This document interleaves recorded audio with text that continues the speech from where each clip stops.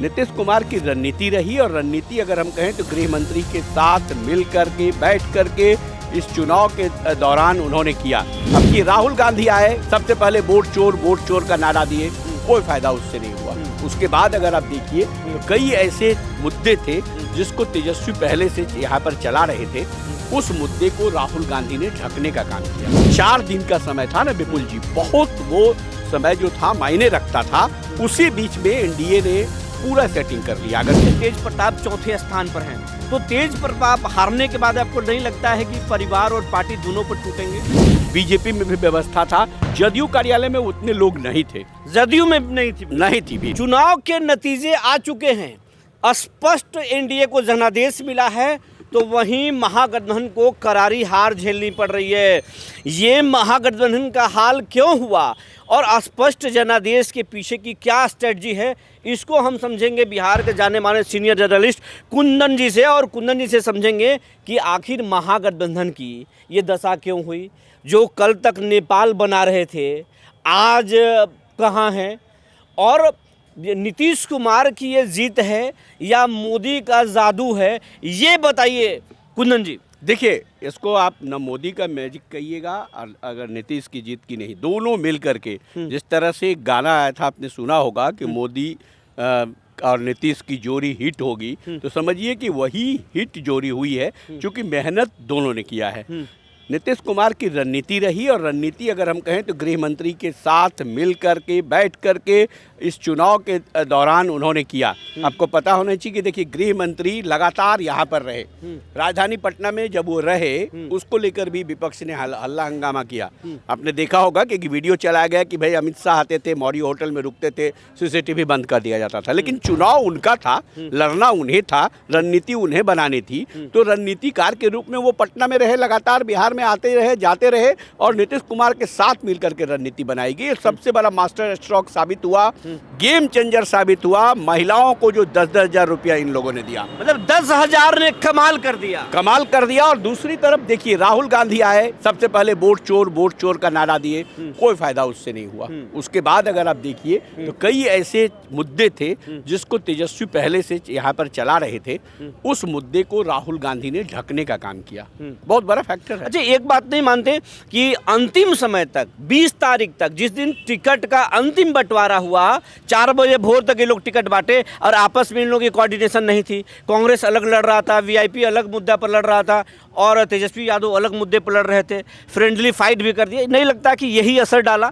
लोगों को कंफ्यूज कर दिया, उनके मतदाताओं को भी कंफ्यूज कर दिया? देखिए, शुरू से ऐसा लगा, जब राहुल गांधी का यात्रा यहाँ पर खत्म हुआ उसके बाद जो रणनीति इन लोगों के बीच में बनी, लगा कि सीट शेयरिंग को लेकर के इन लोगों के बीच में कहीं ना कहीं दिक्कत होगी। और बड़ा फैक्टर है ये, आप समझ लीजिए ना कि तेजस्वी यादव को नॉमिनेशन का दिन खत्म भी नहीं हुआ था और लालू यादव राबड़ी देवी को साथ लेकर के गए, वहाँ पर जो है उन्होंने नॉमिनेशन कर दिया राघोपुर में, और उसके बाद घर में आके सो गए। लगातार जो महागठबंधन के नेता थे इर्द गिर्द घूमते रह गए, तेजस्वी यादव मुलाकात तक नहीं किया। हमने वो भी दृश्य देखा कि महागठबंधन के कई नेता, सीपीआई के नेता खड़ा थे, बड़ी बुजुर्ग नेता थे, वो कह रहे थे कि हमको तो बुला लिया गया, हमसे बात ही नहीं हो रहा है। और वही माले के नेता के साथ इन्होंने किया, कांग्रेस के नेता से बातचीत ही बंद कर दिया, वीआईपी को तो साफ उठा के फेंक दिया गया इधर उधर। तो वो जो 4 दिन का समय था ना विपुल जी, बहुत वो समय जो था मायने रखता था। उसी बीच में एनडीए ने पूरा सेटिंग कर लिया। अगर देखिए तो उन्होंने कैंडिडेट कर। अच्छा, एक चीज़ जानना चाहेंगे, दर्शक पूरा देख रहे हैं, आप बीच में रहते हैं, आपके इधर में बीजेपी का कार्यालय है, तो बगल में पड़ोस में आरजेडी का कार्यालय है, अगर सड़क के उस पार जाएं तो जेडीयू का कार्यालय है। सुबह से क्या माहौल था, कहाँ पर उत्साह था, कहाँ पर खामोशी था, ये तो स्पष्ट पता चल रहा होगा सुबह से। देखिए, सुबह जब हम आए तो सबसे पहले लगा कि सभी पार्टी कार्यालय के बाहर मैंने फोर्स की तैनाती कर दी गई थी। फोर्स की तैनाती, प्रशासन पूरा सतर्क दिखा। उसके बाद देखिए कि आरजेडी में भी 200-400 लोग हैं, एक टीवी लगा हुआ है, एलईडी टीवी लगा हुआ था, वहाँ भी चुनाव परिणाम देखने के लिए लोग आतुर थे। बीजेपी में भी व्यवस्था था, जदयू कार्यालय में उतने लोग नहीं थे, जदयू में नहीं थी भीड़। और उसके बाद जो माहौल बना, आप देखिए अभी क्या माहौल लग रहा है। तो पूरी अगर आप कहिए तो महागठबंधन में कोऑर्डिनेशन कमेटी के अध्यक्ष तेजस्वी यादव थे और वो कोऑर्डिनेशन नहीं कर पाए, पूरी तरह से फेल्यूर रहे हैं। वो सिर्फ अपने दल के कांग्रेस के लिए आपको बता दें, कांग्रेस के बहुत बड़ा झटका लग रहा है।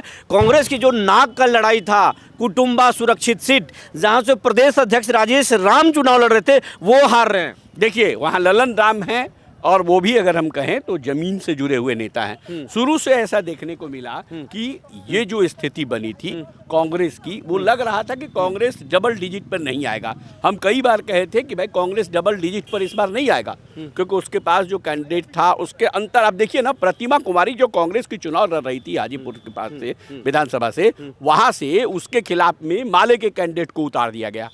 भाई कैसा? अच्छा, एक चीज जानना चाहेंगे, महुआ से तेज प्रताप चौथे स्थान पर हैं, तो तेज प्रताप हारने के बाद आपको नहीं लगता है कि परिवार और पार्टी दोनों पर टूटेंगे? एकदम टूटेंगे। वो तो शुरू से कह रहे थे कि भाई जयचंद है, हमारे पार्टी में जयचंद है। और उसके कार्यकर्ता तो कल ये भी कहे थे कि अगर भाई हम लोग हारेंगे तो जयचंदों का हम पुतला विदाई होगा। हाँ, पुतला दहन भी करेंगे वो लोग, भारी विरोध होगा वहां पर। भारी विरोध होगा एकदम। ये बड़ा खुलासा कुंदन कुमार जी कर रहे हैं, कि राजद में जो ये हार हो रही है, करारी हार महागठबंधन को रही है, जयचंदों की विदाई होगी, राजद में बहुत कुछ होगा।